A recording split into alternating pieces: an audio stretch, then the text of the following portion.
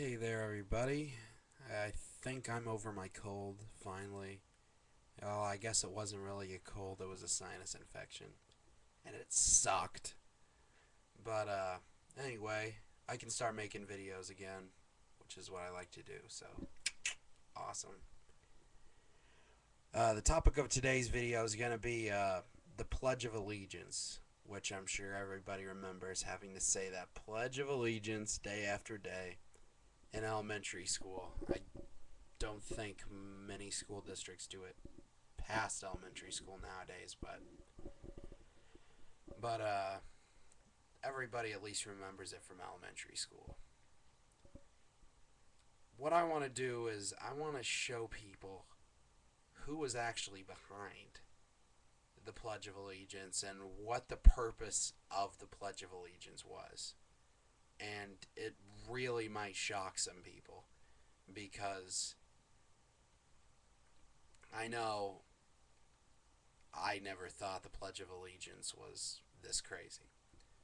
Anyway, the Pledge of Allegiance was first formulated in the late 1800s. It was by a guy, uh, a Baptist minister, actually, a National Socialist Baptist minister by the name of Francis Bellamy was his name.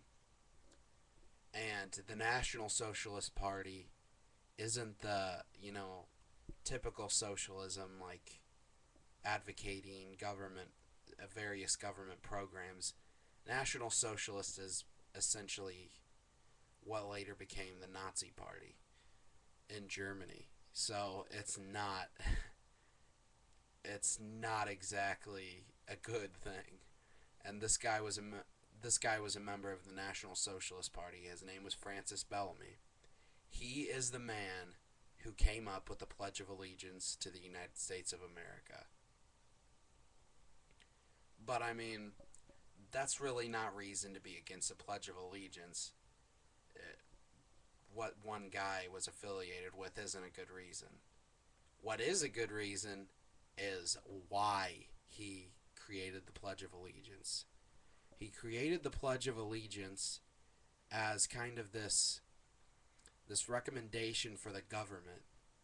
The recommendation for the government was get the kids to say the Pledge of Allegiance, make them say it at an early age, make them do it day after day, a part of a daily routine for years. And if we do this, they will be forced to be submitted to the state. They will submit to the state because it will be ingrained in them at an early age. So,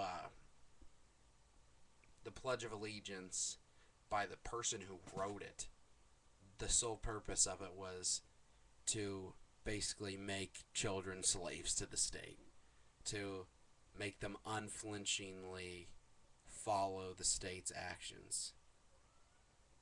So we're already in questionable territory here, right? Francis Bellamy wasn't just known for that. He was known for a symbol, and the symbol was this.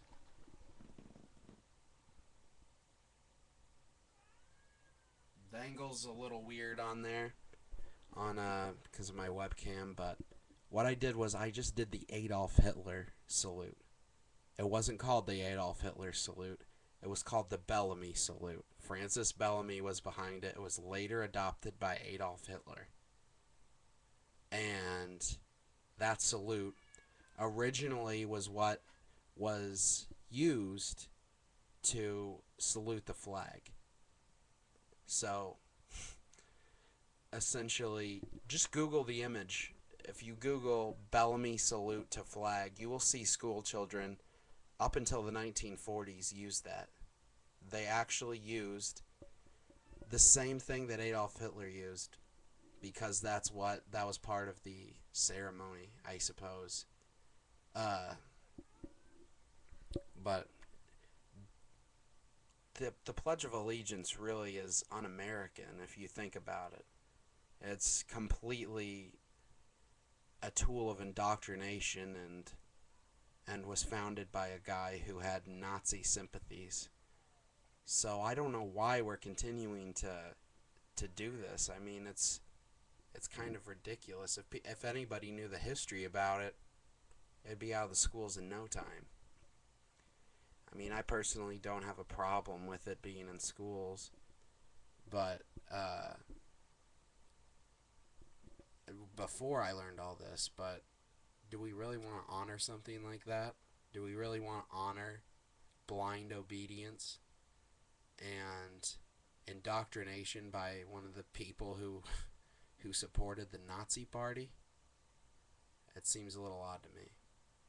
But on a complete side note, the original Pledge of Allegiance, even though it was from a minister, did not have under God in it one bit. And he said that the under God part crossed the line. The National Socialist said that the under God part crossed the line. That's funny. It was added in the 1940s. No, not the 1940s. 1950s under Dwight Eisenhower. That's when it was added to our currency.